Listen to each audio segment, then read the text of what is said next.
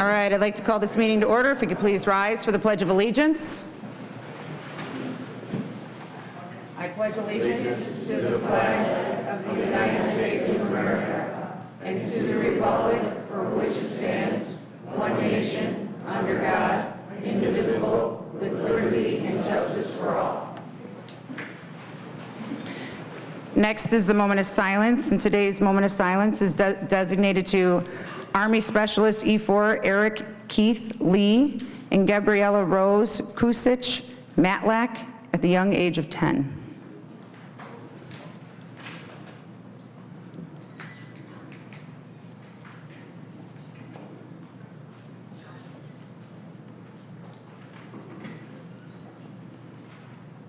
Thank you. Madam Clerk, please call the roll. Trustee Mason. Present. Trustee Reinders. Present. Trustee Lepore. Present. Trustee Muller. Present. Trustee Schaller. Present. Trustee Holhauser. Present. Mayor Knightsky-Troicke. Present. Do we need more chairs back there? Yes. Ron, will you help them?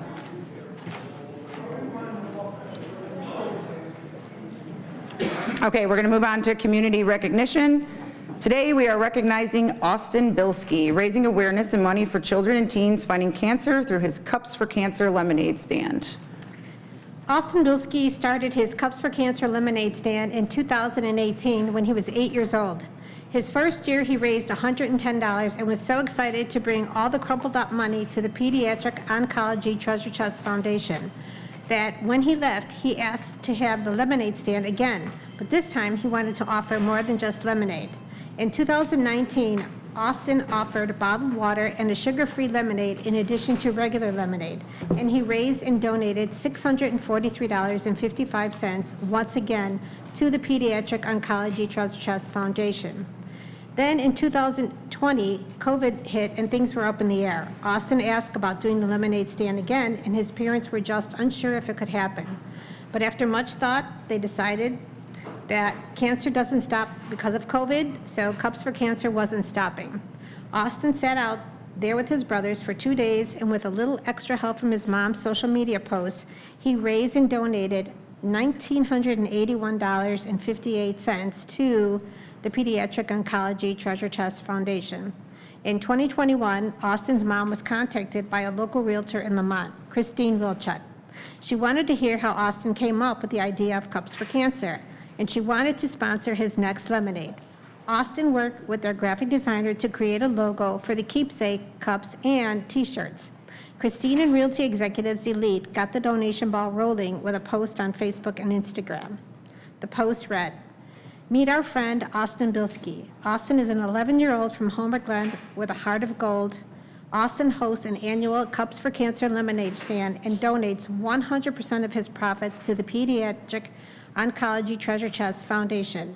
During the last 4 years, Austin has raised over $3,000 for this wonderful organization. We are proud to announce that we are sponsoring Austin and his Cups for Cancer event this year. Our graphic artist is working with Austin on logo design, custom cups, t-shirts, and marketing. We will surprise Austin and donate $1 for every like this post gets in the next 24 hours. So in 2021, Austin raised and donated $7,675 to the Pediatric Oncology Treasure Chest Foundation. The following year, 2022, the total was $6,765. In 2023, the Cups for Cancer lemonade stand hit the road, so to speak, and set up in May at the Lockport Township High School Porter Baseball Strikeout Cancer event.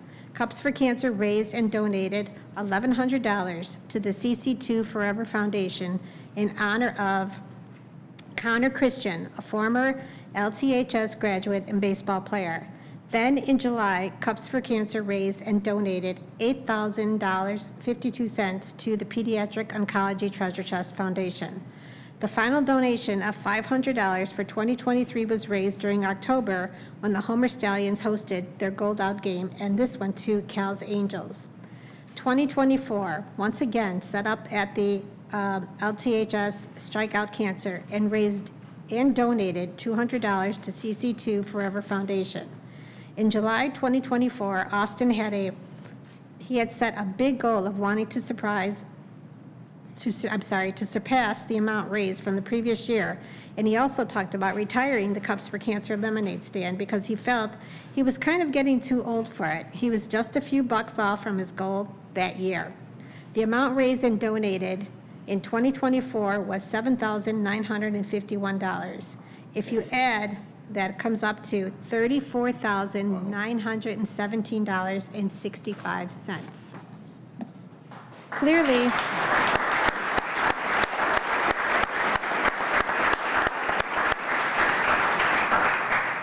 Clearly, things did not end there because he wouldn't be here. He wouldn't be there today. This past February, Austin found out that a former classmate and teammate from Homer Junior High, Dylan Creston, had been diagnosed with Hodgkin's lymphoma. Austin and his family had few chats and decided that they wanted to show support for Dylan. Cups for Cancer was not going to be retiring after all. A few conversations happened with Christina Wilczek, Gina Creston's, Dylan's mom, and Maggie from the Wish Forever. This story could go on forever, but with the support from this community, surrounding communities, local businesses, 72 acts of kindness, and so many special people, the 2025 Cups for Cancer lemonade stand raised and is donating $15,000 to Wish Forever, making Austin just $83 short of his $50,000 ultimate goal. Way to go, Austin. Way to go, Austin.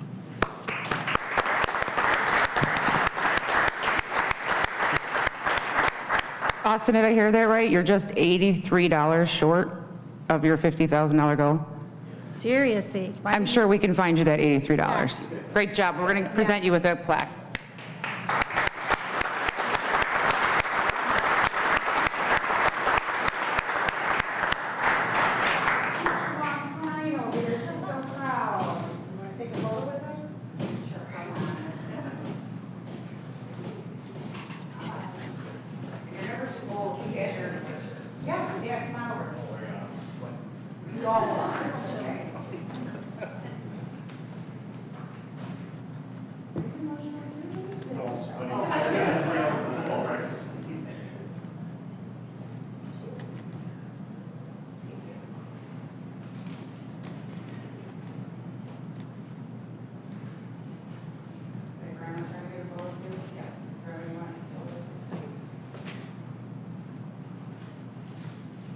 All right, here you go. Congratulations.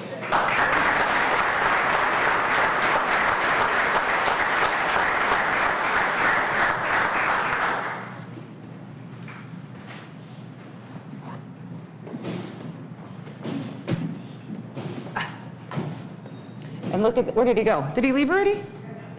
Oh, look at that. Rose just gave him his, to meet his goal. Thank you, Trustee Reinders. I'll give that to you later. Okay, next recognition is plastic-free competition. Taylor?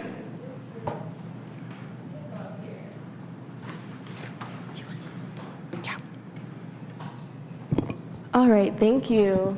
Okay, so the Village of Homer Glen's Environment Committee held a Plastic-Free July competition to raise awareness for the growing plastic waste problem. We asked our Homer Glen residents to submit their tips and tricks for reducing single-use plastics for a chance to win gift cards to our local restaurants. I will call up our winners, and if you are here, please come up for your prize and for a quick photo with the mayor.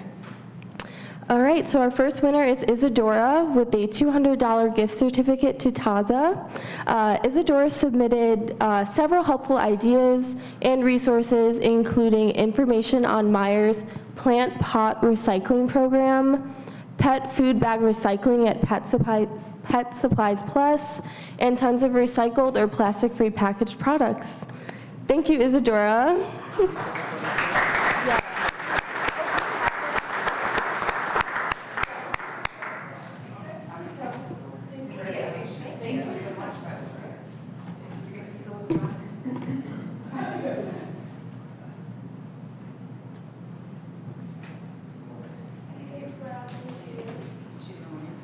Yes. Okay, so we have two other winners. I don't believe they were able to make it tonight, but our second winner was Amy with a $150 gift certificate to the Phoenix for submitting all of her uses of mason jars or repurposed pickle jars as an alternative to single-use plastic yogurt cups, water bottles, and food storage. So thank you, Amy. And Lynn is our last winner with a $100 gift certificate to Blueberry Hill for sharing her recipe for a homemade all-purpose cleaning concentrate. Her recipe is a great alternative to plastic package store containers that often use harsh chemicals, and is a great way to use up your garden's leftover lemon thyme and leftover citrus peels. So on behalf of the Environment Committee, we want to thank all of our winners for their participation. These great ideas, recipes, and products can be found on the Village of Homer Glen Environment Committee Facebook page. We love to hear all of the ways that our residents, we love to hear all the ways that our residents support the Environment Committee's initiatives. So I want to remind you all that we are still accepting nominations for our Community Nature and Harmony Awards and our Big Tree Awards. I left a few of these nomination forms up by public comments, along with a QR code linked to our Facebook page and our Village of Homer Glen Environment Committee website. Thank you so much. Thank you, Taylor. Thank you.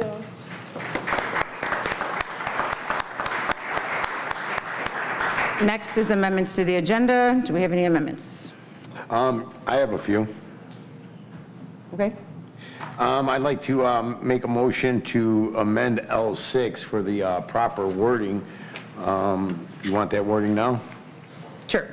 Is there a motion to approve an ordinance implementing both the municipal grocery retailer's occupation tax and the municipal grocery service occupation tax in accordance with Section 811-24 of the Illinois Municipal Code? That would be the first amendment. The next one is to move L9 to new business. And the last one is to remove L10 from the agenda for now. That was it? That's it. Is there a second? I'll make that second. Any discussion? Madam Clerk, please call the roll. Trustee Mason. Aye. Trustee Reinders. Aye. Trustee Lepore. Aye. Trustee Muller. Aye. Trustee Schaller. Aye. Trustee Holhauser. Motion carries. Is there a motion to approve the agenda as amended? I'll make that motion. I'll second. Any discussion? No, ma'am. Madam Clerk, please call the roll. Trustee Lepore. Aye. Trustee Muller. Aye. Trustee Reinders. Aye. Trustee Schaller. Aye. Trustee Holhauser. Aye. Trustee Mason. Aye. Motion carries. Moving on to approval of minutes.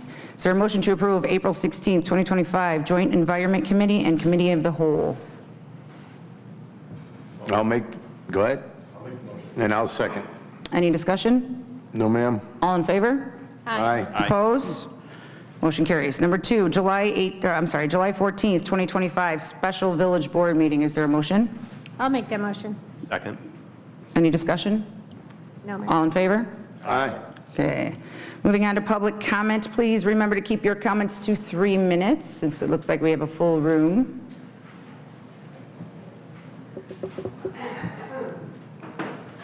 Thank you very much.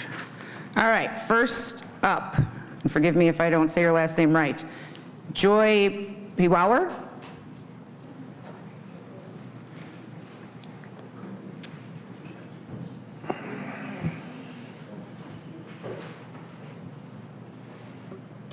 Just make sure your button's on. Make sure the button's green in front of you. It is. Thank you very much. Good evening. My name is Joy Pavovar. Thank you for the privilege to express my experience as an employee at Banks and Pumpkin Farm.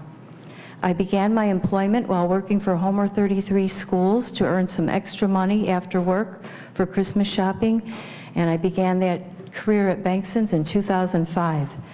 Banks and Farm is not just a group of employees. We are a tight-knit group, family of people who enjoy working together. I've been retired for 6 years now from my full-time job, and I've been able to maintain my skills by working in the office at Bankson. I have made so many friends over the years here on the farm.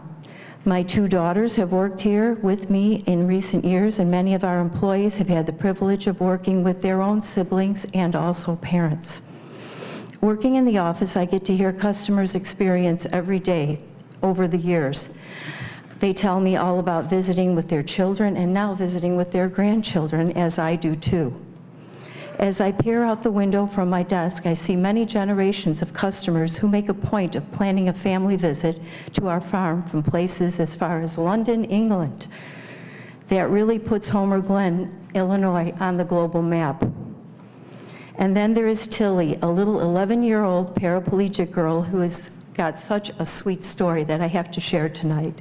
She's been visiting our farm for about 5 years now. Her mom and dad, along with Tilly, have stopped by the office every visit just to say hi to me. They live about an hour away on the north side of Chicago. Tilly communicates non-verbally due to her birth defect challenges. They visit us several times, both in the summer and fall. Tilly's mom has told me that our farm is the only place where she smiles and enjoys the rides and attractions. When Tilly has done well at her school, Mom asks her, "What would you like for a reward?" Tilly always asks to spend the day here at Bankson Farm. My heart melted this last summer as Tilly gave me the biggest smile when I asked her how she enjoyed her visit. That's never happened in the past. I believe Homer Glen is a great community due to the fact that so many people visit our farm and learn about what we have to offer here in Homer Glen. 30 seconds. It can not only showcase our farm, but also the fine homes that are surrounding it and the businesses in Homer Glen that get a lot of business from our customers. Thank you for your time. Thank you.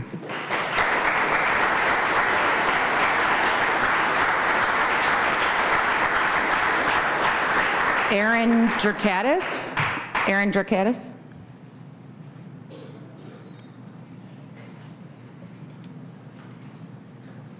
Are you on the agenda tonight? Yes, Do you want to hold your comments till the agenda item comes up? I can. I was just available to answer any questions if you have it. When it Yeah, comes we'll up. get that to when we Awesome. talk about it. All Thank right, you. thank you. Jennifer Consolino.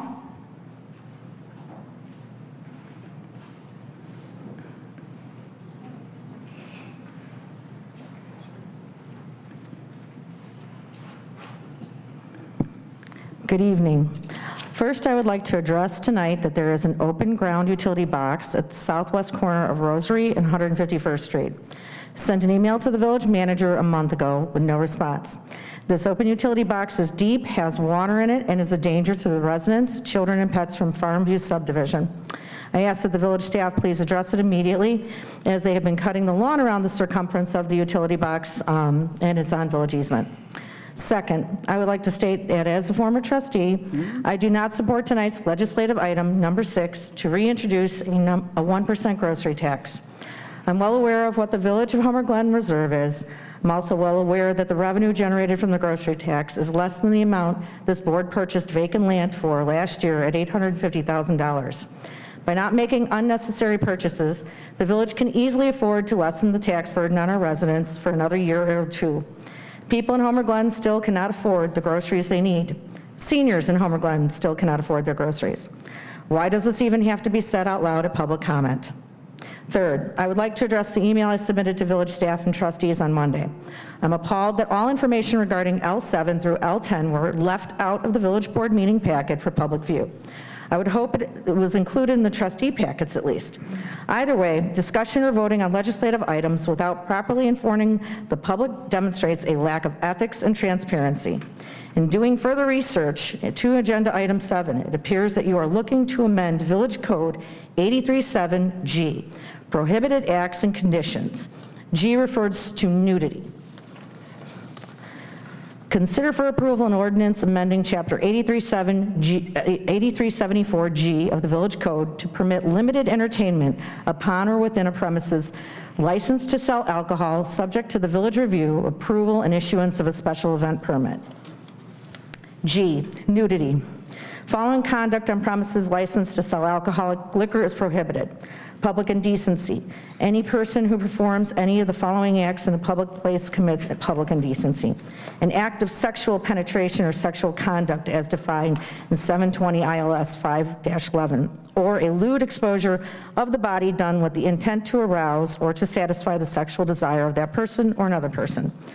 I would hope that you would want all of our residents' input if you are considering allowing to let our local businesses 30 seconds. have nudity on the premises. I don't want it. Every single neighbor I know doesn't want it. Who the hell do you people know who wants this kind of debauchery in the proximity to their children and to their homes? This is not the kind of activity families want permitted in Homer Glen. This is not Chicago Heights lined with strip clubs, even though Paul O'Grady would like it to be. And this is a rural farm-friendly and family-friendly community, not Dalton. Word to the wise. Make informed decisions, inform your public. Your votes have serious consequences for yourselves and for your 25,000 residents. Thank you. Scott Bankston. Scott Bankston.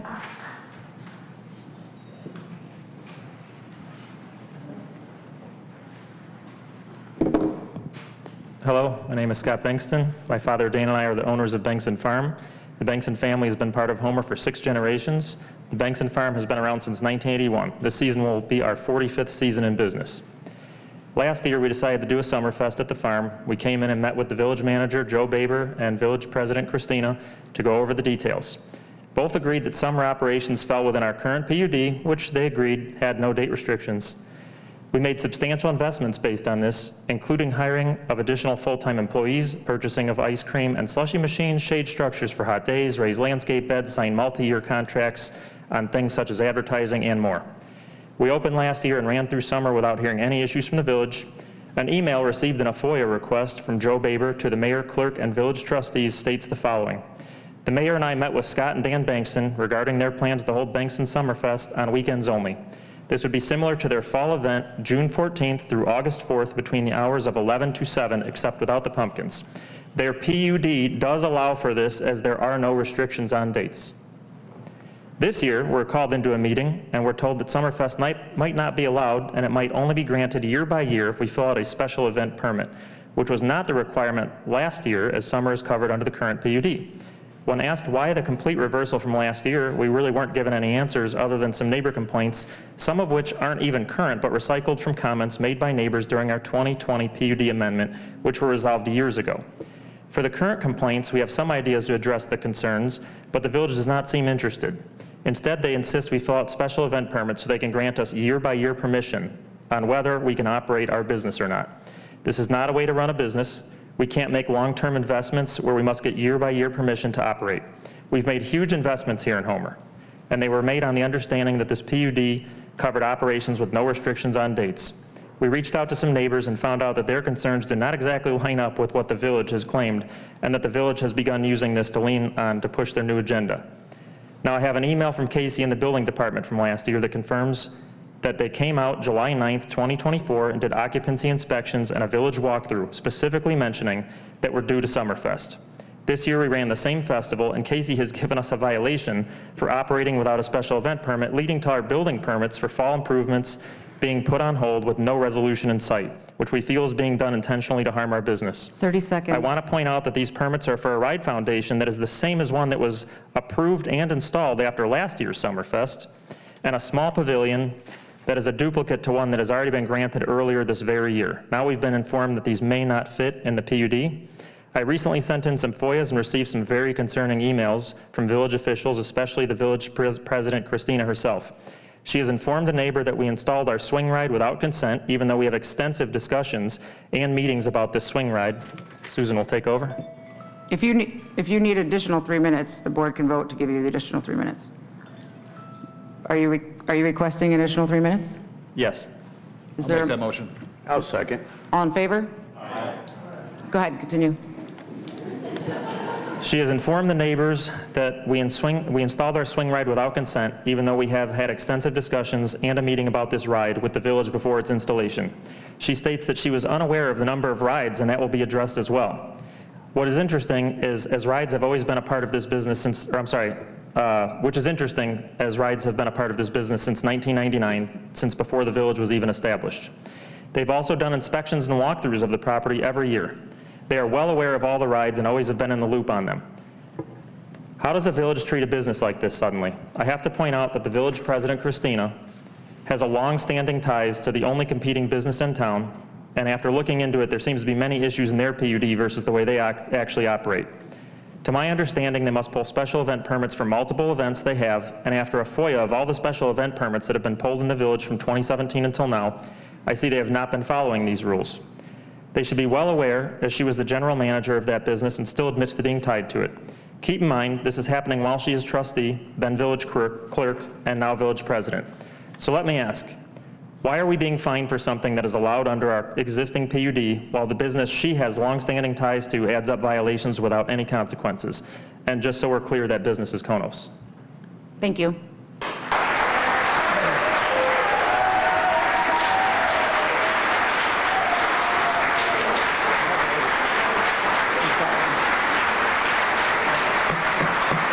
Okay, we want to continue the meeting.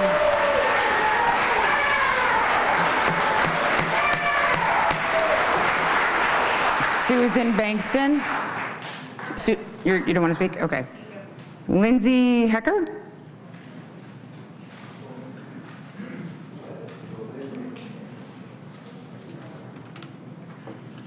Good evening. My name is Lindsay Hecker, and I am one of the full-time employees at Bankston's Farm in the village of Homer Glen. Bankston's was my first job in high school, and I continued working seasonally through graduate school. After starting a career in education, I quickly jumped at the opportunity to join a family-owned and operated business, something Mayor Christina may relate to from her time at Konos. In my role at the farm, I hire and manage our seasonal staff, which includes teenagers gaining their first work experience, to retirees staying active, and everyone in between. I take pride in fostering a supportive environment where our diverse team can learn, grow, and contribute to the farm's vibrant community spirit. Recently, Bankston Farm has faced significant challenges due to actions from the village of Homer Glen that threaten the ability to operate. Despite our long-standing presence as a cherished local institution, the village is working behind the scenes in an effort to make Bankston's fail. These actions jeopardize not only the business, but also the joy and memories we provide to countless families each year and the income provided to our seasonal staff. Bankston's is more than just a workplace. It brings joy to countless families year after year through our festivals and family-friendly activities that create lasting memories. It's truly unique in our area and a cornerstone of what makes Homer Glen a wonderful place.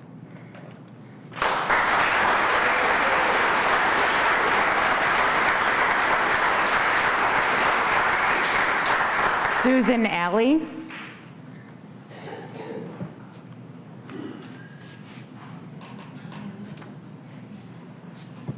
Hi, my name is Susan Alley. I've lived in Homer Glen since 1990, raised 2 sons here, and 1 resides in Homer.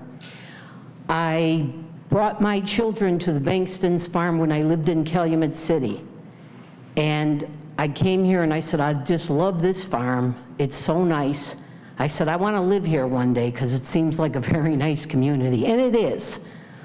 But I'm kind of disappointed because I don't understand how anybody can treat any business the way they're being treated. They're very nice people. That's why I'm here today. You know, really consider what you guys are doing. Thank you. Thank you.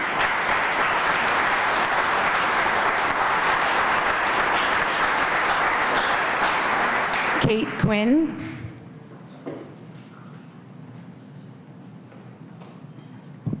Good evening. My name is Kate Quinn. I am a resident of Lamont, right next door to Homer Glen.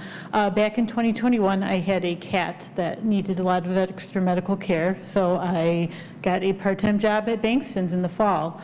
And I continue to go back. This will be my 4th fall here. Do I need to earn the money there? Not as much, but I really enjoy working there. They're like a family. I mean, look at all these people that showed up today just for one little pumpkin farm. I am a pumpkin launcher. I also operate work at the Tipsy Cow Cavern, and I also work in the mining department. Having getting the email today about what is going on was absolutely horrible. I just can't understand, like others have said, why would you want to do this to a business that has done so many good things to the village? And I have an extra tie to the village now. I am a substitute teacher of special education kids in the Homer Glen School District. So imagining all of the kids that I see on a day-to-day basis in the school year, whether they be the regular, the mainstream kids or the special education kids, what are we supposed to tell them when the pumpkin farm is no more? How are we supposed to explain to them that's just adults acting like ignorant and not polite to others? So definitely please reconsider. I look forward to many more years working at Bankston's. Thank you. Thank you.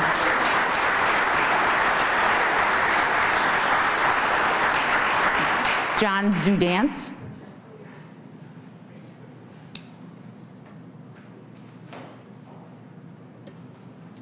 Hello, my name's John Zutant. I live here in Homer Glen since '93.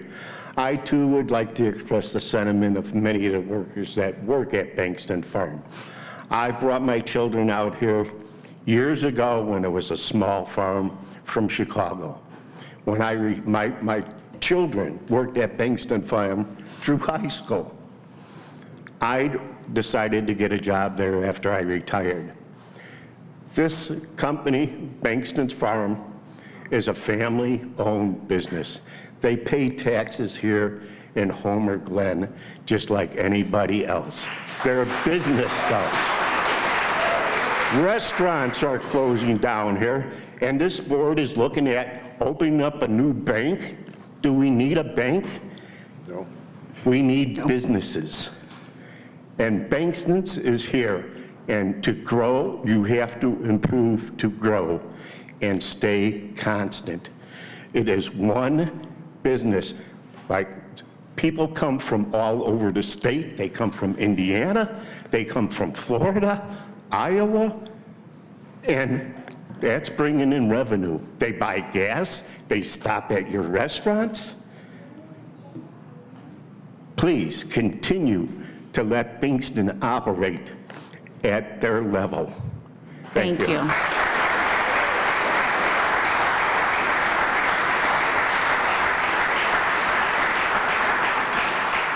I apologize, but I cannot read this name. On Meadowcrest Drive? Or regarding the, looks like home care? Yes. Did you want to come up and speak? I think she's on. No? Oh, I see, okay. Oh, okay. Did you want to speak when you're on the agenda? No? Okay. Sam and Gary Strock, you're on the agenda too. You want to wait? Okay. Christy Nasser.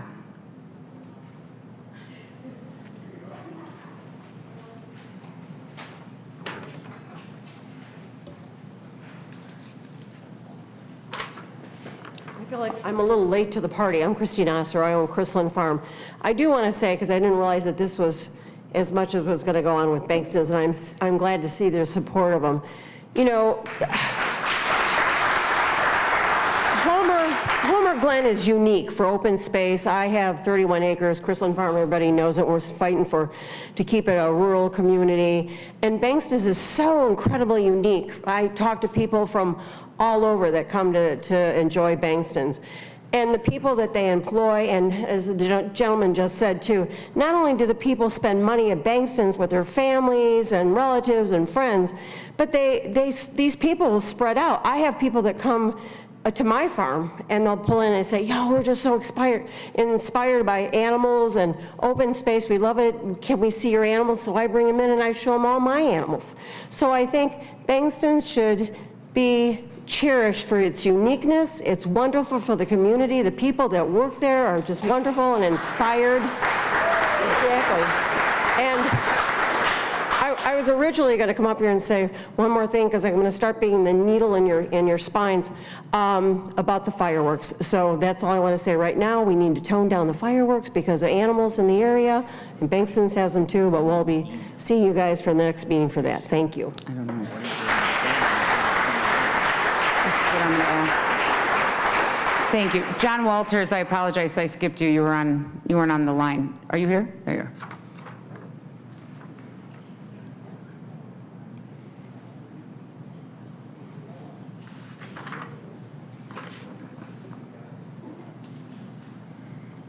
I'm John Walters. I've been in Homer Glen since 2002. I'm here to talk about L6, taxes, more taxes, tax. Taxes, raising taxes is the easiest and laziest thing you guys can do.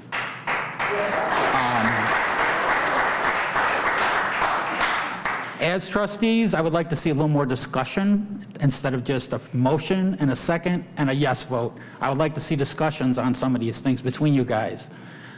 Get out your pencils, get out your erasers, get out your calculators, and cut some costs. Cut the waste. No more new taxes.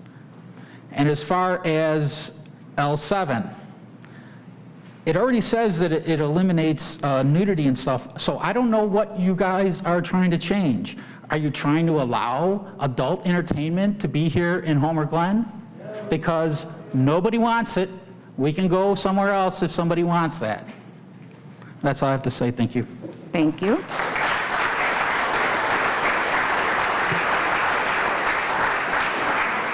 And then there's just the name of Chuck.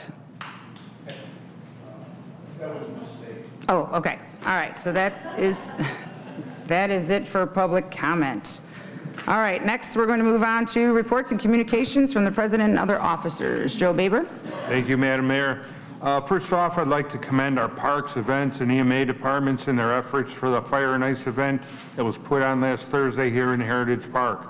The Illinois Landscape Professionals Association was very appreciative and thanked the Village of Homer Glen.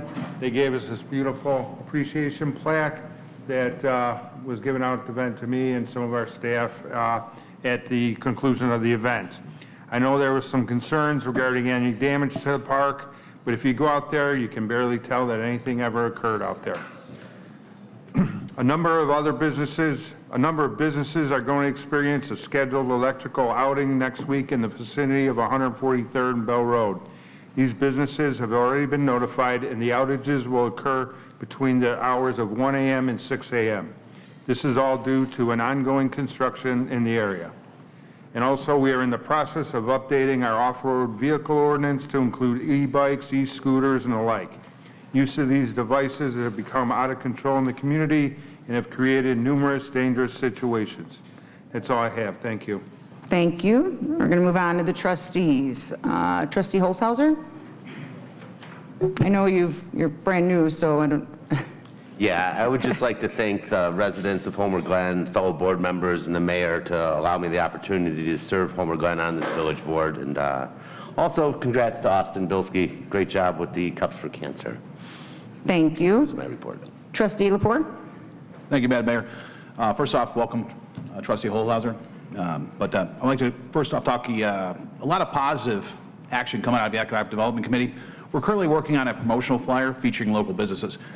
We are looking and hoping to partner with our local pumpkin farms and distribute flyers to the patrons of these establishments to give local dining and business options to the many that come from all over the state of Illinois and further to visit our town. We hope to deliver an economic boon to our local business community. The flyers will be ready for distribution in mid-September and throughout October. A special thank you to Janie Patch and the entire economic development team for their efforts. There will be more to come. Thank you. Thank you. Trustee Mason? Yes, ma'am. Welcome, Trustee Holzhauser, and congratulations, Candace and Austin. We had our public safety meeting on August 6th. During that time, we covered several topics, including cameras being erected in the village for the residents' safety and enhanced security within the village. Cameras are becoming increasingly a vital tool for public service and safety agencies to secure, deter crime, and improve operational efficiency. Here is how some of the cameras are being used in public services and safety, especially in the surrounding villages and towns near us. I've had some time to do some research since our meeting. One way is deterring crime. The visible presence of cameras in public areas and designated hotspots can significantly discourage criminal activity like theft, vandalism, and assault. Another is aid in investigations. Cameras provide valuable evidence, including identifying suspects, reconstruction of events, and helping secure convictions. High-quality footage from surveillance can capture crucial details like the license plate number and facial features. It also can improve situational awareness. Real-time camera feeds provide immediate information to first responders, allowing for faster response times and more effective coordination during emergencies. Enhancing public confidence. Visible cameras being installed can increase the public spaces, encourage community activity, and foster trust in law enforcement. Cameras are even used in monitoring crowd control, no different than an event like Homer Fest. The type of camera systems that we need in the village are ANPRs, or automatic number plate recognition, and or LPRs, better known as license plate recognition cameras. So we in the Public Service and Safety Committee during our meeting agreed to unanimously bring this in front of the village for a vote at a later date. Another topic that has come to my attention over the weekend, and it's happened time and time again, is ATVs, side-by-sides, and dirt bikes. Over the weekend, I was notified multiple times about persons utilizing the new portion of Harold's Trail as their own personal dirt track. I was sent multiple videos, and I watched as residents walking their dogs or out for a stroll had to move off the trail to accommodate these vehicles. Our ordinance officer has been diligent in his efforts to write citations. He wrote one on Friday, another on Monday. He has been visibly active on the trail all week.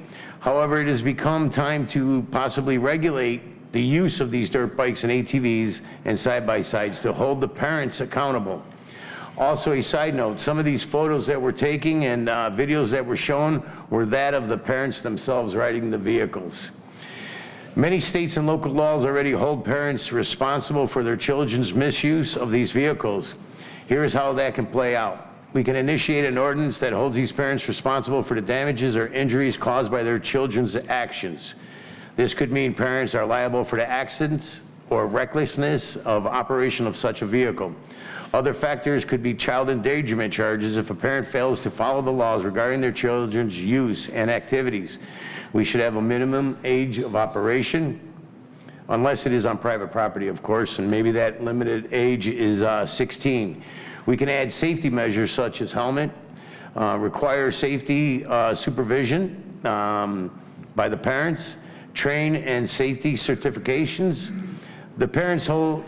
If we hold the parents responsible for letting their children ride in unsafe conditions without proper supervision, it would be crucial for the parents to be aware and adhere to these specific laws and regulations, and failure to do so would have serious legal consequences for both the children and the parent, and this could include confiscation of the vehicle itself. I would like to end on a positive note. With that being said, thus, I want to report that our EMA department, our emergency management, specifically Ron Cuss, our village has received a letter extending their sincere gratitude for Ron's actions and support for his involvement on July 2nd regarding a missing persons. This transpired in the village of Elwood. On that day, drones were deployed, K-9 units, search and rescue teams. Ron played a crucial role in the successful conclusion. Despite the rugged terrain, the extreme heat, and the hours of operation, we came to a happy ending. The reason this is even more special is due to the fact that this person was elderly and had Alzheimer's. The village of Elwood is very happy that he was located on that very hot day. Elwood sends their heartfelt appreciation and sincere gratitude for your timely efforts and your professional demeanor during this collaborative effort, and pledges to reciprocate to Homer Glen whenever called upon. This is because of your support that day, Ron, and so we, the village board, would also like to thank you. Thank you very much. Thank you. Trustee Reinders. Thank you, Mayor. Reporting for the Parks Committee. I would just like to thank everybody that came out today to the ribbon cutting of the Old Oak Park on Oak Park Avenue. Our committee worked so hard and our staff worked so hard to put this together. It was definitely, when they say it takes a village, it takes a village. And finally, we have a park in an area that needed one so desperately. Just a friendly reminder that on August 18th, the Parks Committee will kick off the first phase of changes coming to Heritage Park. We will be meeting with Lakota Group to discuss the engineering for the Veterans Memorial, a pavilion, and a water feature in Heritage Park. It is an open meeting, so we invite everyone. You're welcome to come and join us and see what the future plans of the Veterans Memorial and the water feature are. I would also like to address some issues that have recently been brought to my attention regarding items on our consent agenda. I don't know if the residents are aware, but Talk in your mic. I'm sorry. I don't know if the residents are aware, but all of the items on a consent agenda are reviewed in the Admin and Finance Committee, of which I chair. I recall last year, we had several trustees that wanted to bring Admin and Finance back as a committee because we were spending so many hours on this board discussing matters. So what happens in the Admin and Finance Committee is every one of those items on that consent agenda are discussed at length. And it's not only discussed with one trustee, but it's discussed with 4 trustees, with the village manager and with all the department heads. So everybody is there and all of those issues are discussed. So when you say that we're not discussing or we're not we don't have enough discussion, I don't know how we could have any more discussion. I mean, we take 2 to 3 hours of our time to sit and discuss these items. So, and if it's something that we feel needs more discussion, then we bring it back to the board level. So I think it's pretty unfair to say that there's not enough discussion that happens at this board. So with that, I would just like to say, it does shorten our board meetings, but if there's an issue that you have, please don't discuss it on social media. Feel free to give one of us, send us an email, give us a call. All of our numbers are all listed. We'd be happy to discuss issues with you. And that's all I have, Mayor. Thank you. When are your Admin and Finance meetings, so if they want to Admin attend? and Finance are the first Wednesday of the month. They're at 2 o'clock in the afternoon. Trustee Muller? Thank you, Mayor, and again, welcome, Trustee Holzhauer. Briefly touching on the public safety meeting, again, just so everybody knows, school is a week away now. There's going to be kids on bus stops that aren't normally standing on corners. Buses come really early. It's still dark out for some of them. We're going to have school buses. We're going to have kids on bikes. We're going to have kids walking, and everybody's faces are in their phones, whether it be the kids walking or the drivers. Just everybody, especially in the next few weeks, pay extra close attention to everybody out and about with school getting back in session. And also stemming off of what Trustee Mason said about the types of tools available to law enforcement with the cameras. Again, don't start the social media, the gossip. It's not Big Brother watching every move you make. There are certain criteria that have to be inputted to even look at them. And I'd be more than happy to talk to anybody who has any questions about it. So, thank you. Trustee Schaller?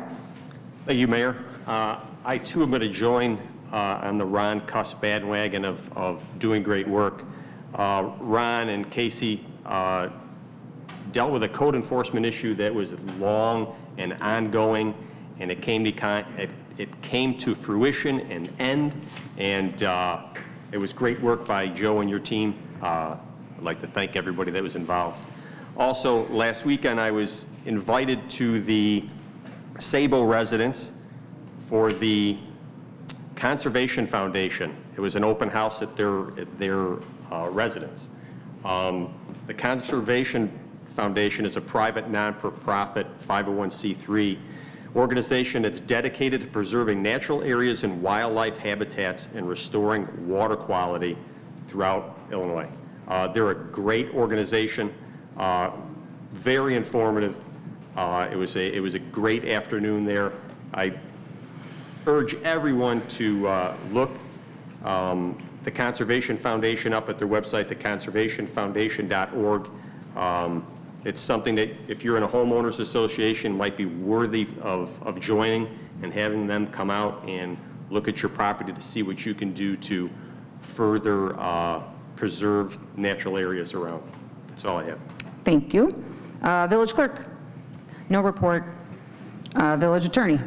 Yes, briefly, just a real quick update on Illinois American Water. The Village of Homer Glen has been invited by the Illinois Attorney General to participate in a conference call with IAW on August 28th. We view this as a positive step in the right direction to assisting the residents and collaborating with IAW and hopefully bringing resolution to the matters that were addressed and that were noted in the survey that had gone out and that was posted on our website. So that's very, very positive development. Secondly, just want to briefly touch on one of the agenda items. I was away on vacation, on a much needed family vacation for a little bit more than a week. So there were a couple of ordinances that did not make it to the actual packet. Per the Open Meetings Act, the agenda is what is required to list with reasonable particularity the topics that the board is going to discuss. So all the agenda items were properly noted and listed on the agenda. However, unfortunately, because I was gone, some of the actual physical ordinances didn't make it. So I just want to make it very, very clear to the public that there was no concerted activity here by the board of trustees or the president or anyone here to somehow hide what was going on. It was simply just a communication issue that occurred due in part, obviously, due to my absence being away in Europe. So, excuse me. Lastly, there's just to allay any concerns about actual physical nudity being allowed. That's just completely not accurate.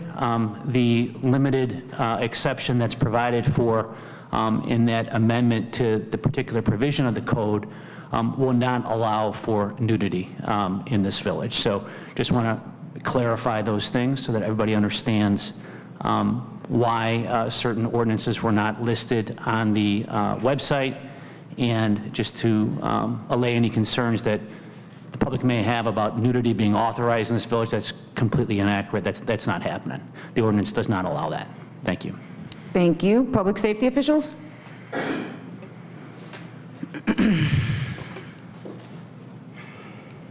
Good evening. I'll keep it brief. I just want to let you guys know that I spoke with Sergeant Obermeyer with Will County Investigations.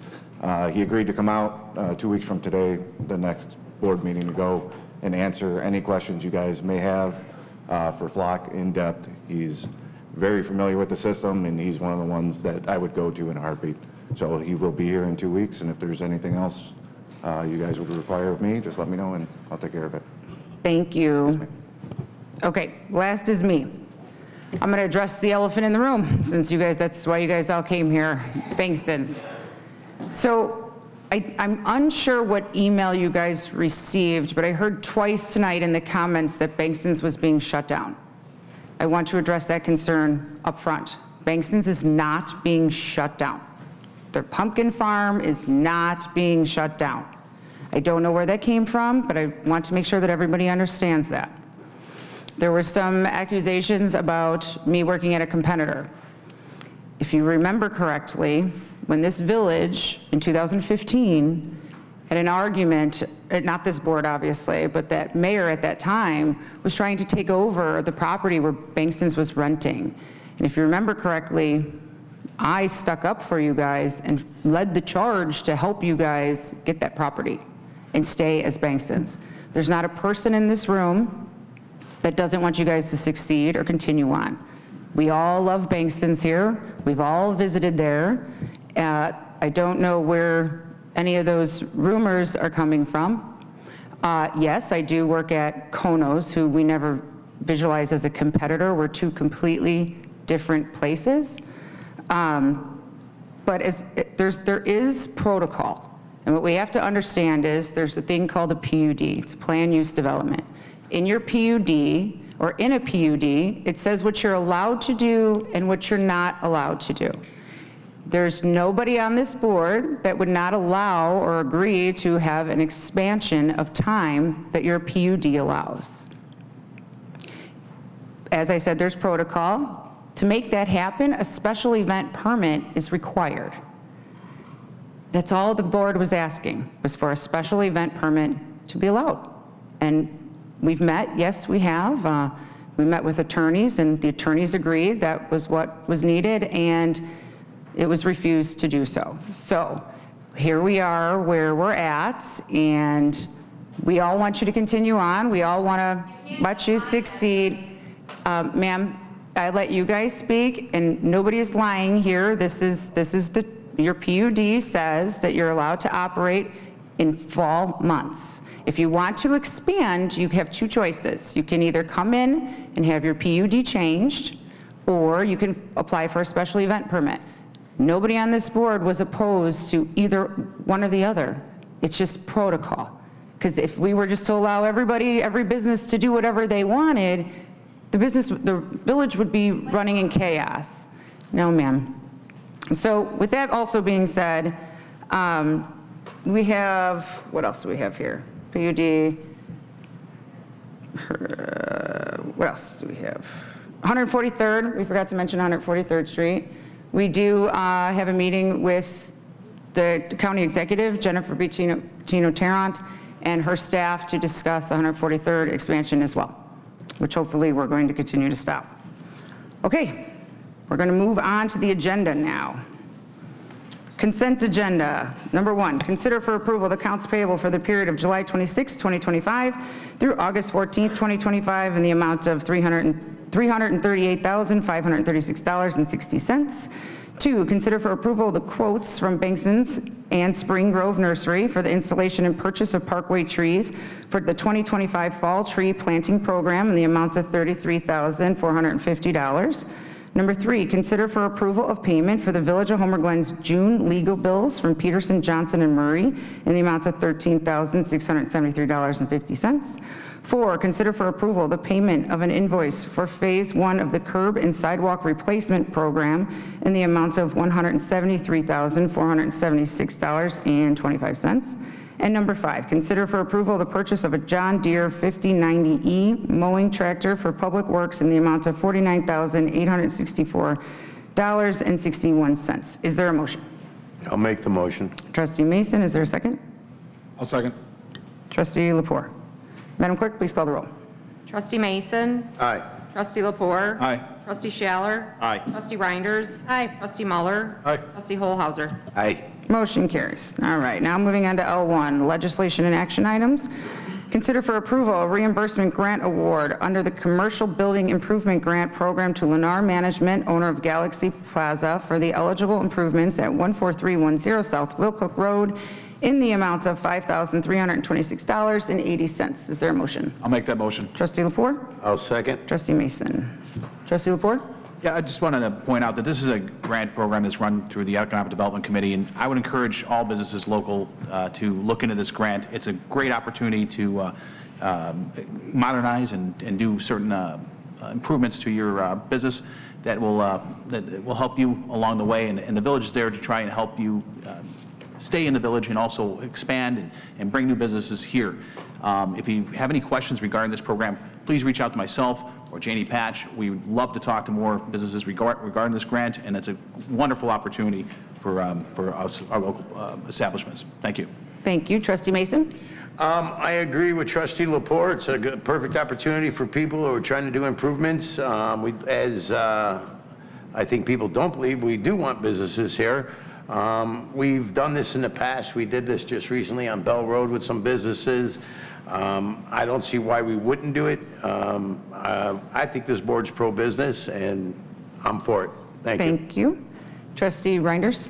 Thank you, Mayor. Actually, yeah, I worked with Janie in the past with this grant program, and we've had several businesses in Homer Glen that have taken advantage of it. Unfortunately, some of the landlords don't upkeep their buildings, and it's up to the tenants to do that. So a lot of the tenants have taken advantage of this program. So it's a great program. I'm all for it. Thank you. Trustee Muller? Yeah, absolutely. It's whether you're starting a small business or running one, everything gets more and more expensive as time goes on. It's just a great way to either make the businesses look better, help them function a little bit better, and just all around kind of let them know that we have their backs. Trustee Schaller? Again, this is a excellent program. The one thing will say is if there is a way that we could possibly push this out through social media so we can gather even more businesses in town to take advantage of this. I like that idea. Trustee Holzhauser? No, I agree with the board sentiment. Great program, and I hope all the businesses take advantage of it. All right, Madam Clerk, please call the roll. Trustee Lepore? Aye. Trustee Mason? Aye. Trustee Schaller? Aye. Trustee Reinders? Aye. Trustee Muller? Aye. Trustee Holzhauser? Aye. Motion carries. Number 2, consider for approval of landscape plan for a 2,277 square foot detached accessory structure to satisfy the condition of approval for 13506 West 167th Street, case HG 2506V. Is there a motion? I'll make the motion. Trustee Mason, is there a second? Second. Go ahead. Trustee Schaller? Is the petitioner here? Yes. Did you want to step up to the podium? No? Okay, you're good? All right. Trustee Mason, go ahead. I really don't have any questions. We've been through this March 6th, March 26th, July 23rd, and again today. It looks, according to the packet here, that he's adhered to everything that we had asked for under the conditions. So I'm in favor, and I think we can move forward. Trustee Schaller? I agree with Trustee Mason. Trustee Holzhauser? I agree. They provided everything we asked for, and we approved it previously, so move forward. Trustee Lepore? No objections, thank you. Trustee Reinders?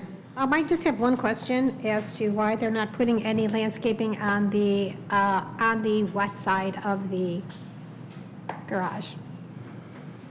Well, the petitioner is here. Did you want to answer that question? Sorry. I don't think we requested it. We did. We requested a landscaping plan. If you could talk in the microphone, thank you. Correct. It was requested a landscaping plan, which is there, and this is what we were told by the previous board, so that is what we're doing.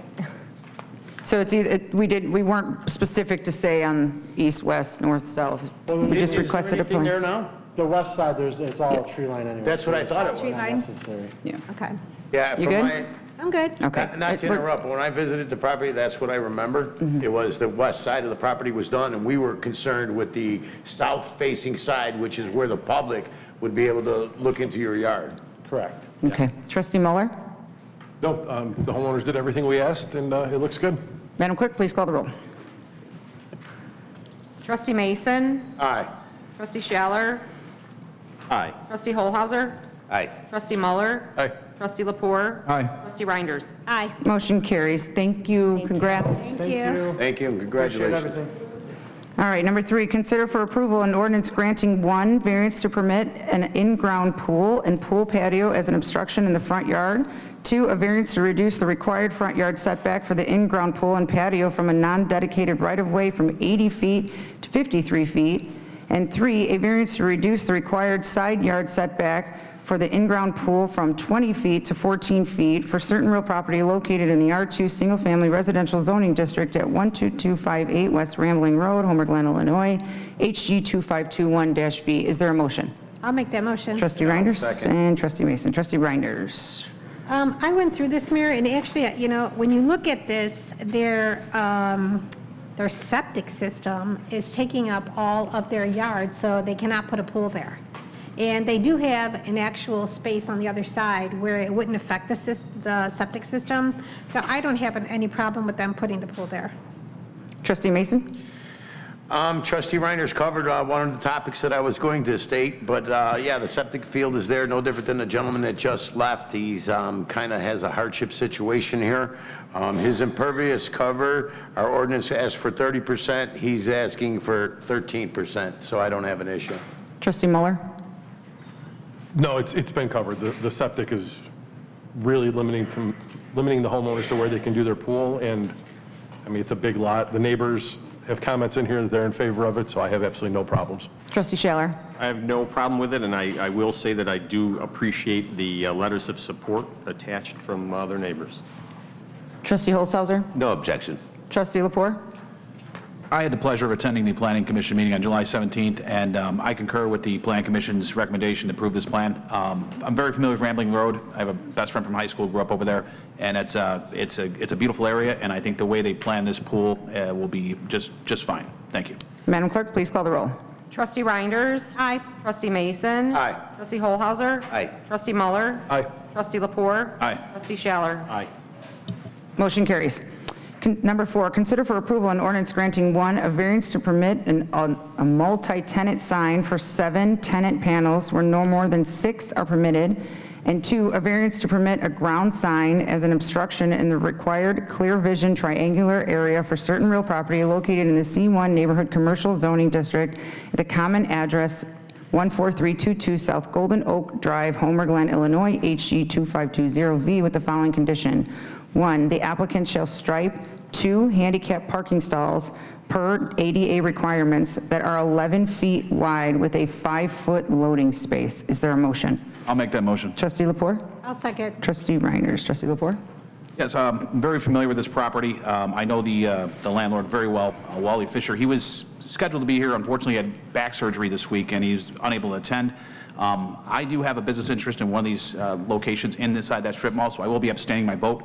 But I will say this, the landlord's a great guy. He has done much improvements to this property, and I feel what he is planning on doing here will not only improve the property, but will make a lot of sense for all the businesses involved. Thank you. Thank you. Trustee Reinders? I agree with Trustee Lepore on this one. They've made some great improvements over there. The plaza looks great. And I actually frequent the plaza because my nail person is over there. So I have no objection, and I think it's about time that they have that they're able to be recognized. I mean, you don't even, the plaza is set back so far. If you drive down 143rd, sometimes you just miss it. So I think that they should have a sign. Thank you. Trustee Muller? Looking at the proposed drawings and the location, it's not going to obstruct anyone's view pulling out or in or out of the driveways or onto 143rd Street, so I have no objections. Trustee Schaller? I have nothing further to add. Trustee Holzhauser? I concur with the Plan Commission's recommendation. Trustee Mason? I remember when this was a COVID vaccine station. Yeah, and I think I was actually with you doing an open house when we noticed and you noticed the ADA spots. The parking was a little tight. You've gotten them to agree to the handicap parking stalls. We're trying to promote business, so I'm all for it. Thank you. Madam Clerk, please call the roll. Trustee Lepore. Abstain. Trustee Mason. Aye. Trustee Schaller. Aye. Trustee Reinders. Aye. Trustee Muller. Aye. Trustee Holhauser. Aye. Motion carries. Number 5, consider for approval an ordinance granting a special use permit for a large group home for certain real property located in the A1 Agricultural Zoning District at 17535 South Parker, Homer Glen, Illinois, HG 2426 SP. Is there a motion? I'll make that motion. Trustee Reinders. Is there a second? I'll second. Trustee Schaller. Trustee Reinders. Actually, would you mind if I turned it over to staff member Gruba for a little bit of explanation? Sure. Sure, thank you, Mayor. So this is a request for a special use permit for a large group home, 7 to 12 people, in the A1 Agricultural Zone District. It is permitted with a special use permit. As you can see in the packet, it's got a long, lengthy history spanning back to last summer. Right now, I believe that there is a small group home for 1 to 6 residents. There's been some code violations. Some have since been fixed.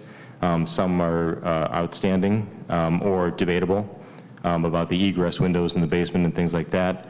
But so the 2 Plan Commission public hearings, and the Plan Commission did recommend unanimous denial, 6-0, for the special use permit, mostly contingent upon that there was no state license from the Illinois Department of Public Health, and that it was not compliant with the Will County Health Division with the septic system. The septic system is rated for 4 bedrooms. The applicant is requesting up to 12 residents. So that seems like it would not be functioning for that. So, but the Plan Commission recommended denial. They also referred to the standards or findings of fact in the report as well. I believe that 6 of the 10 were not met, and so recommended denial. But There's a lot to look at here. I can answer any questions. Thank you. And I know we have some new trustees here, so when Planning Commission denies something, there is a supermajority vote to override their denial, just for a little lesson there. Okay, so we had Trustee Reinders make the motion first. Can I ask Director Gruber? Sure. Do you know how long that they've been in the home healthcare business? In this location? No, in addition to this location, have they ever been in the home healthcare business before? My understanding is yes, but the records are a little bit mysterious, for lack of a better word. They might have been in Lamont before, but I'm not sure if they were permitted to operate. So I don't know, but the applicant is here tonight. So they've always operated out of a more of like a personal setting versus a business setting? Since it was outside of the village, I'm not sure that I can answer that, but I believe it was, within a home, I think. So are the director of this program, are they licensed? Are they physicians? Are they NPs? What experience do they have in home health care? Oh, the people that are running it, or the Yes. people that work on the site, or both? Yes. I'm going to pause you right there. I know the petitioner is here. I just want to ask one last time. I know you said no, you did not want to speak, but did you want to step up to the podium and answer questions? I think the question you're asking would be better directed towards the petitioner. Yes. Yes, 20 years in Lamont. I was with Roma Home Care. Can you state your name for the record, please? Romualda Thomas. Thank you. And for 20 years, you were running a home in Lamont? Yes. Okay, was it licensed by the state? Yes. And are you a physician? I'm not physician. I'm just from Lithuania physician. But Pardon me? From Lithuania physician. I came here, Okay. but I'm studying here too. I'm hiring doctors. Okay, are you able to dispense medications? Yes. You are. Do you have a license that you've provided to the Plan Commission? Yes. Okay. This is 13740 South Archer Avenue. 20 years I was in here. It was Bill County Incorporated. I have build house myself. Mr. Gruber, was a license provided? There was a license that was provided from the Illinois Department of Public Health. When I contacted the Illinois Department of Public Health on July 25th, they said they did not have a record of that license, and they would be looking into that. So the Planning Commission did not receive a license? No. Yes, I have license. I print my license and I pay, I have all the documents. Okay. That's the discrepancy, is that a license was provided that appears to have those dates, but when I contacted the IDPH, they said they did not have that on record and that they would be looking into it. So if you had a license in Lamont, why Yes, did 20 years I have Okay, license. so why did you not apply for a license? I'm apply everything I have it. I don't know what is going on. I don't know. And public health came, in April, I think, because my license finished in February 28. And public health, I have everything. Okay, that's it. That's all I have. Thank you. Trustee Schaller, Thank you, Mayor. is your microphone on? Your microphone? It's on. Oh, it is. Can't barely hear Let me you. get close. Planning Director Gruber, is there a business license in the village for this? There is a business license that was for I think it was for a daycare that was issued in August of 2024. And this is not considered a daycare in the sense of being now a group home or assisted living, let's say? Right, I believe that the daycare is just during the day, and that the group home would be 24 hours a day. I'm not exactly sure, since I wasn't here, how that was issued or what happened. I'm not sure what information was provided to the former director. I think it might have actually been between directors when Melissa King was not here. Okay, thank you. Trustee Holzhauser? I think I have to go with the Plan Commission's recommendation. I mean, they voted 6-0. I don't really have much more to add. Okay, Trustee Lepore? Yeah, I'm completely concur with Trustee Holhauser and the rest of the board here. It seems like this is not a good fit the way it's set up right now. Hopefully the applicant can make some adjustments and come back, but it seems like a non-starter. Trustee Mason? The request is for a 7 to 12 resident permit for the house. It sounds more like a senior living center to me. And as I read through this, and I read through all of them, there's, I mean, I don't know how many, I didn't count them, but I'm guessing 30 or so different timeline of things that transpired. As Trustee Gruber, or Director Gruber states, 6 out of 10 of the issues were resolved. Some were not. As Trustee Reinders brought up, the septic system, I believe that was you, the septic system is only set for 4 people. As I read through the fire district report, the egress windows is a huge issue for me. I'm on public safety, and I'd be beside myself if something happened there and people were trapped. Thank you. Trustee Muller? It seems like there's a lot of deficiencies that have been brought up. I know there's a note in here that it will only be the elderly. Is that something that can be dictated, or is it more, does it become open to other residents? I'm going to turn that question over to the attorney. Yeah, so the fact that it may or may not be elderly has no relevance in the determination by this board. Due to fair housing issues and also the Illinois Human Rights Act, those particular issues as to age has no bearing, and it should not be considered by this board in making its determination. No, it was a question because I know it was dictated in here there was only elderly, and I was just No, I was a little understand, confused sir. on that. I understand, and I just, when I was present at the Plan Commission, I spoke a little bit about that as well, and I'm just, because it's been brought up as a matter of law and as the village attorney, I'm just advising once again. Okay. Thank you. No, I have nothing further. It just seems like there's a few too many discrepancies. Madam Clerk, please call the roll. Trustee Reinders? No. Trustee Schaller? No. Trustee Mason? No. Trustee Lepore? No. Trustee Holhauser? Nay. Trustee Muller? No. Okay, so the motion did not carry. Ma'am, did you hear me? Over here. Ma'am, just so you know, the motion did not carry, which means it does not pass. If there's some changes that need to be made, or if you want to go back before Planning Commission, you'd have to come back with some significant changes. Okay? Okay. Thank you. All right, number 7, consider for approval, nope, I'm sorry. Number 6, is there a motion to approve an ordinance implementing both a municipal grocery retailer's occupation tax and a municipal grocery service occupation tax in accordance with the section 81124 of the Illinois Municipal Code? Is there a motion? I'll make that motion. Trustee Reinders? I'll second. Trustee Lepore? Trustee Reinders? Well, Mayor, I did some research on this, and back in 1990, the government, the state of Illinois, implemented this grocery tax. And one of the reasons that they implemented this grocery tax was to prevent individual municipalities from incorporating the tax.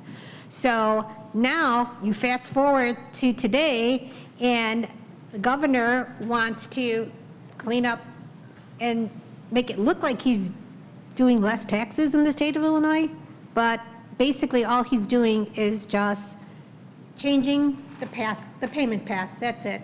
No groceries will be increased, and it's unfair to say that because we are in the black, that we should lose $800,000 worth of revenue?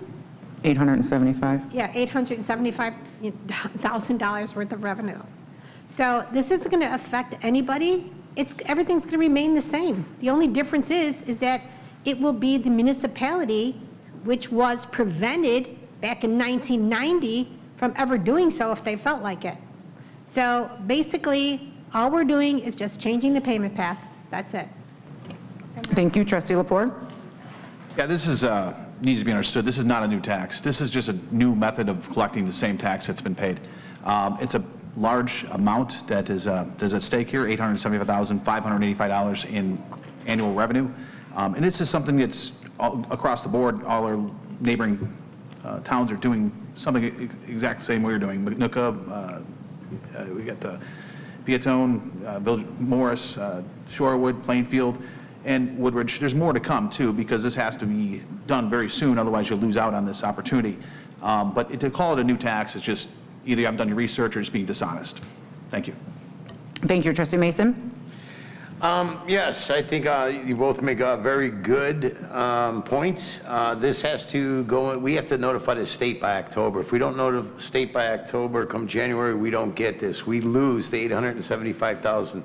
That $875,000 goes towards infrastructure, other things that, you know, the amenities that Homer Glen residents have come to enjoy.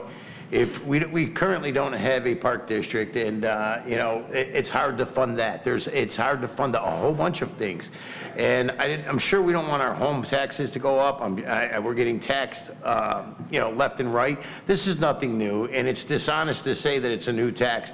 This is something that the state did forever. Now they put it back on the villages and the towns and the cities, and it's just, you know, they're still going to collect it.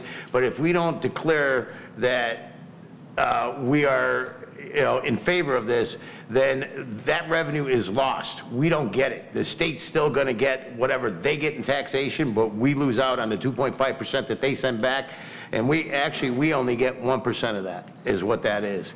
Also, for transparency, this was on in A&F, as Trustee Reiner states. We beat this stuff to death for hours. I can find other things to do for 2-3 hours on a Tuesday or Wednesday, but I come to A&F and I sit down and I listen, and I have Director Sawyers tell us financially for the things that I don't understand and explain them to me in layman terms. It's important for the town and the village to continue to operate the way that we do, whether that be through our infrastructure or public works. Trustee Lepore brought this up, and we voted to take this off. We didn't have to bring this into legislative action items. We could have left this on the consent agenda and whipped right through this, but we wanted the residents of Homer Glen to know, hey, we're not doing anything different. The only thing we're doing is ensuring our future without being able to tax you in some other form. This is nothing that has changed. It's exactly the same. Anybody stating anything different is ill-informed or purposely misleading you. I guess that's all I really have to state on that. I think it's important, and I think it's needed. Thank you. Trustee Muller.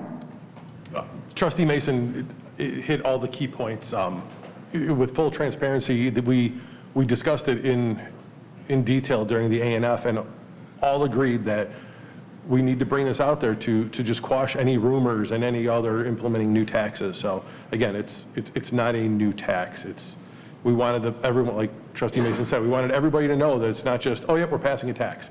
It's not a new tax. Thank you. Trustee Schaller. Thank you, Mayor. I too did some research and digging on this, and as the residents were stating, you know, I agree, we don't want any extra taxes. But I think what's being lost here is what's happening down in Springfield to our municipalities. We must adopt this 1% local grocery tax to replace this $875,000. Especially given the ongoing reductions in the local government distributive fund, the LGDF. Those of you that know about this and residents, I believe it was in 2011, which was started, that was at 10%. It has been cut to 6.47% coming back to the municipality. Over that time frame, I did some number running, and we're looking into the millions of dollars of lost revenue. I'm not talking about $8 million. I'm talking between $15 and $25 million that's not there. With that, we are heavily, I would have to say more than heavily, we are sales tax driven. Our home rule sales tax fund generates $3.8 million in fiscal year 2024, and our property tax is at 1.5. So that rate is extremely low if you look at other municipalities when it comes to property taxes. So I think we're running as lean and mean as we possibly can, and we can't afford to allow the state to forego $875,000 of tax. That's already there, that's already baked into the cake, that we're just not going to let go away. We need it here at the village to provide the level of service and what's expected from our residents to continue. So that's where I'm at, Anna. Thank you. Trustee Holzhauser? Oh, thank you, Mayor. I believe it's important to maintain all of our revenue streams for the success of the entire village and community, and I agree with what all of the trustees have said. It's not a new tax, and I think we have to protect our revenue. That's all I have to say about that. Thank you. Mr. Sawyers, do you have anything you'd like to add?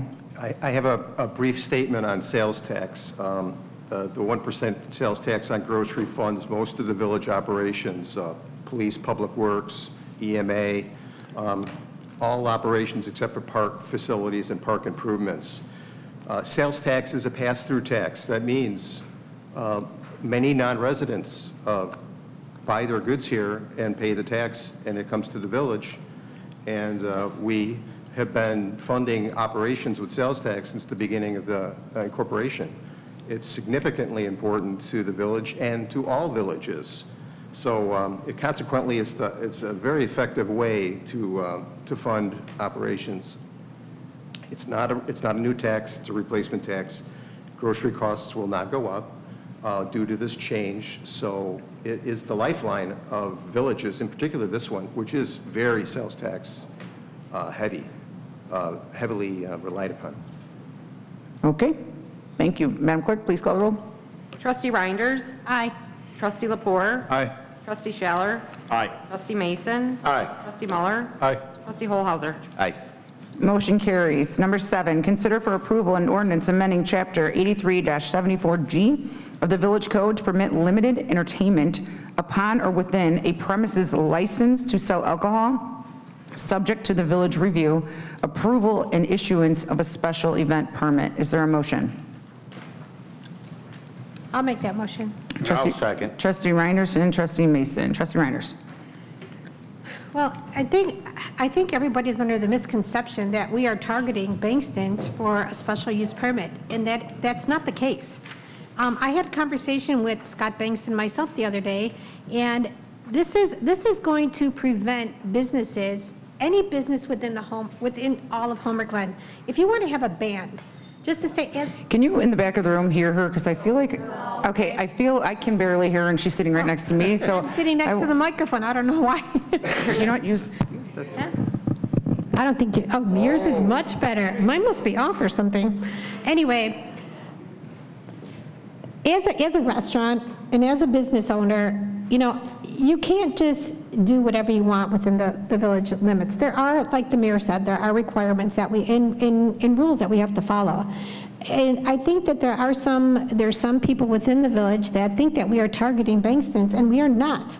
This is not about Bankston's. This is about the gambling places. This is about the bars. This is about restaurants. Anybody that feels that they could bring a band in, or they can serve alcohol in their parking lot, or they could have cigars out in their parking lot without a special use permit. This is going to bring in line everything that the village stands for. We want to make sure that these events are monitored, that our police force knows about them, that our staff knows about them, that in the event that something happens, that we're aware of this. And so, to think that we are unfairly targeting Bankston's is not true. It's Conehouse. They have to abide by it. We as a park, when any event is held in the park, it has to be abided by. The same with our Homerfest. So all this is saying is that to let us know, let us be aware of what is going on, so that in the event something does happen, or our police force knows, our fire department knows, everybody knows. So that's why I'm in favor of it. Thank you. Trustee Mason was next. I think Trustee Reiner is very articulate. This basically expands on special use permits. It gives us the ability to monitor. I don't believe this was targeted towards Bankston's.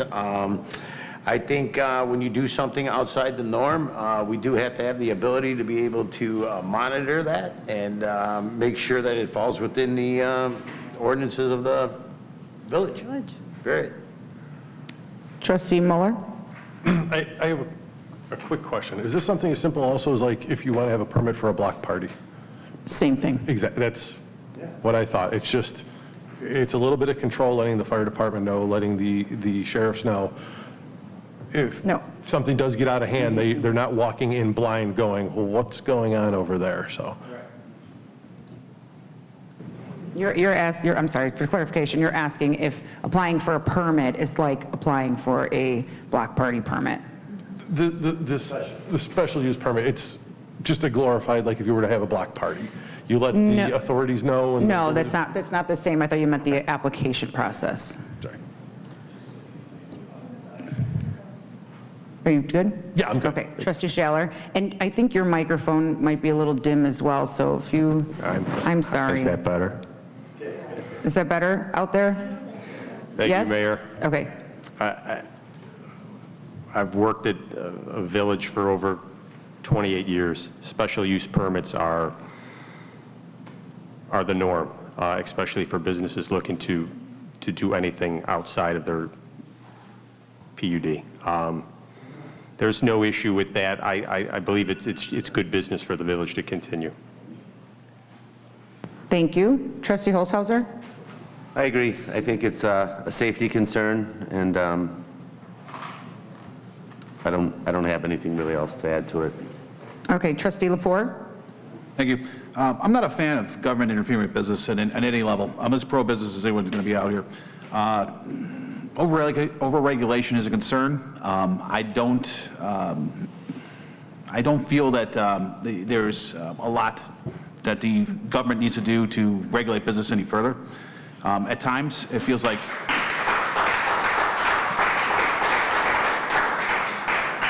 you may feel the heavy weight of the government on your shoulder, and it should be the village's position to make business and government kind of coincide together on a better level. I'm not a fan of more regulation on any level when it comes to businesses, and I cannot support this. Thank you. So,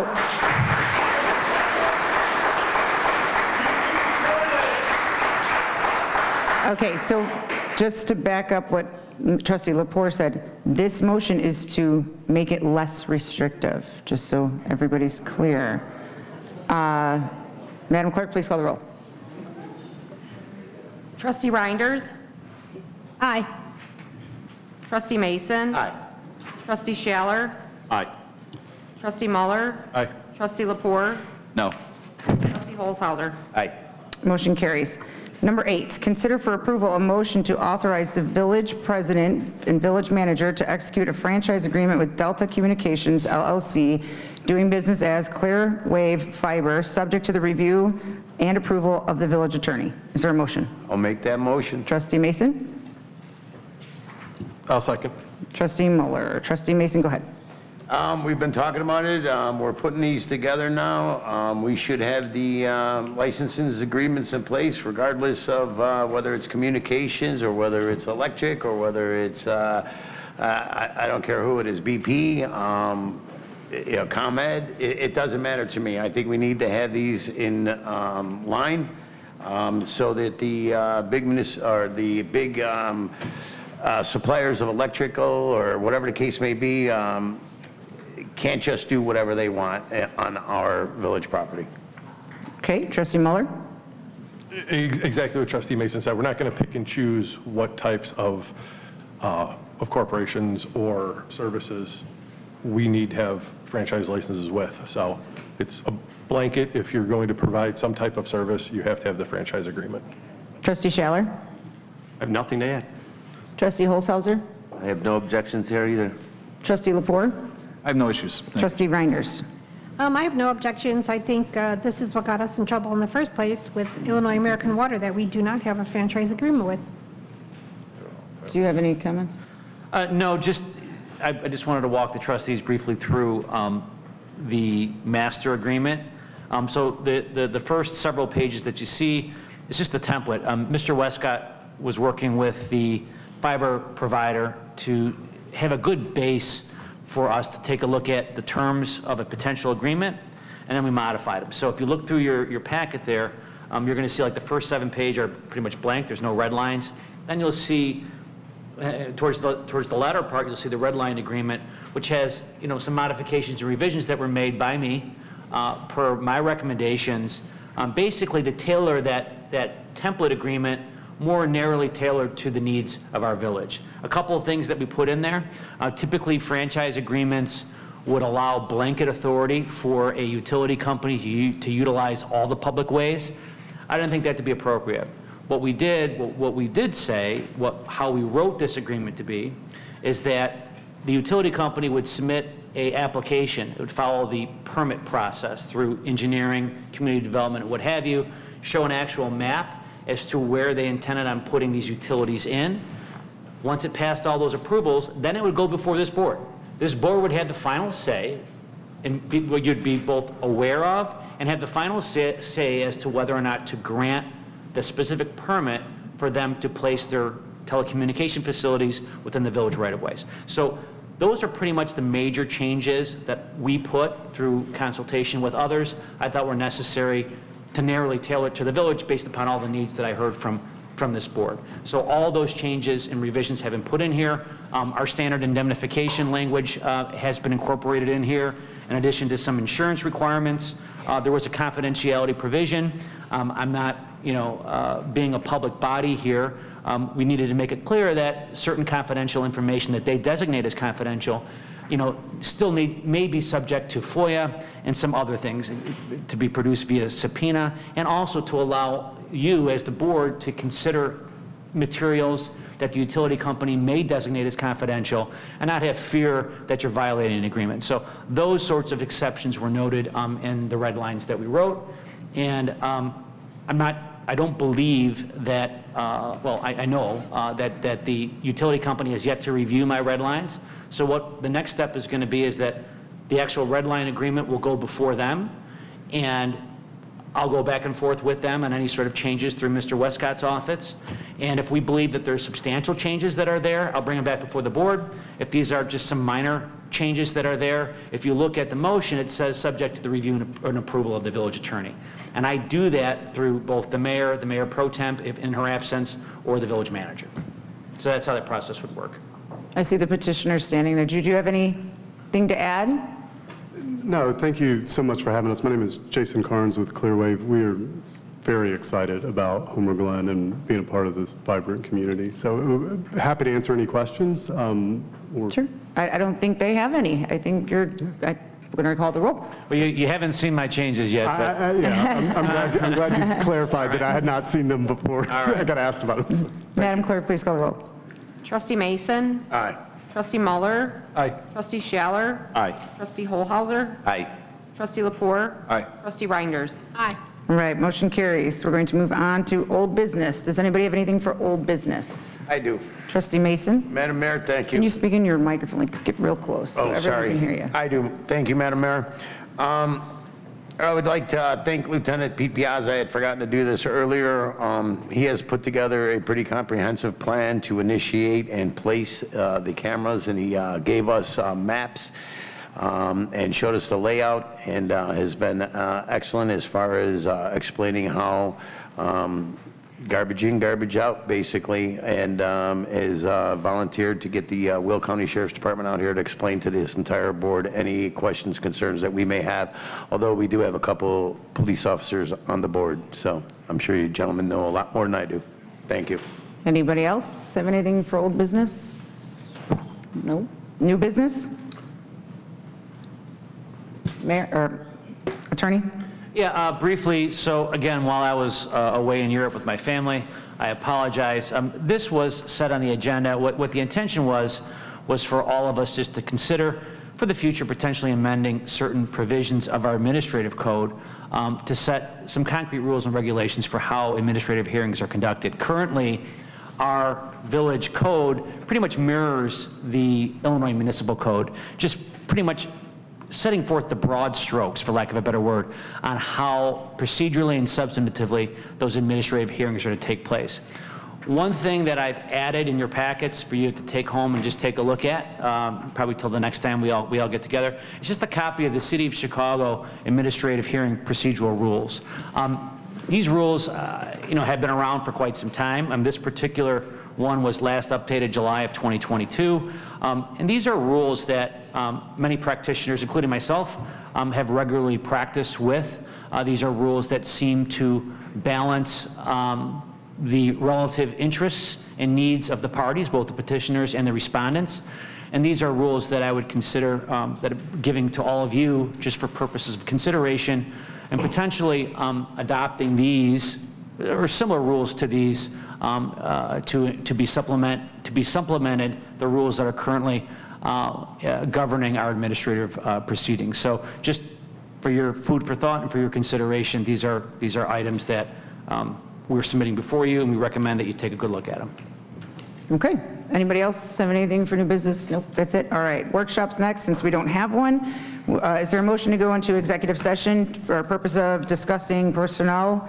I'll make that motion. Wait, I got to read them. Pending litigation, and I know executive session minutes is on here, but we're not going to discuss that. And utilities. Is there a motion? I'll make that motion. I'll second. Trustee Lepore and Trustee Mason, all in favor? Aye. All right, we're going to take a 5-minute recess. Thank you.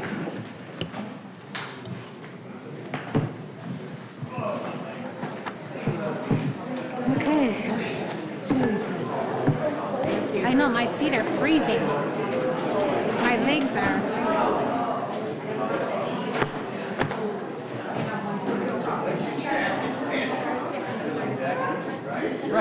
One question. The only thing I forgot to say was the pass-through, nothing has changed. Yeah, it hasn't.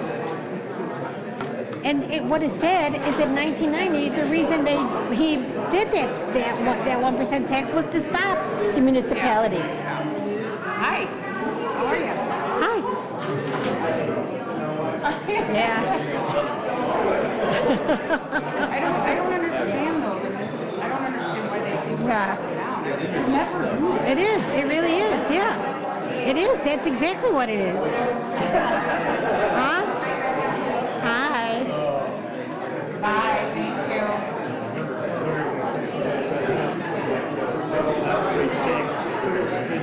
Oh, it's not a spin though. It's not, yeah.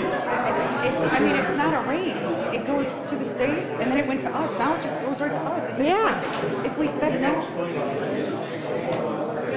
They know. They're just, you know what, it's, yeah. You know what, And they still would spin it. yeah. Is Heidi back there? Oh, yeah, Heidi's back, she's back there, yeah.